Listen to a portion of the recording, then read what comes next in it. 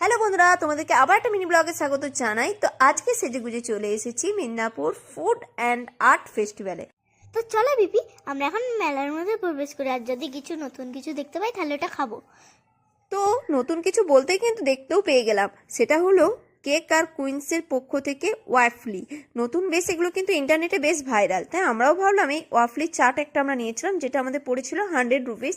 তো দেখতেই পাচ্ছ খুব সুন্দর করে এটা সাজিয়ে আমাদের দেওয়া হয়েছিল, আর খেতেও কিন্তু মোটামুটি ভালোই ছিল। তবে যারা চকলেট বেশি পছন্দ করো তাদের জন্যই খুব ভালো লাগবে এটা। না আমি যেহেতু যেমন আমার জন্য ভালো তবে ছিল।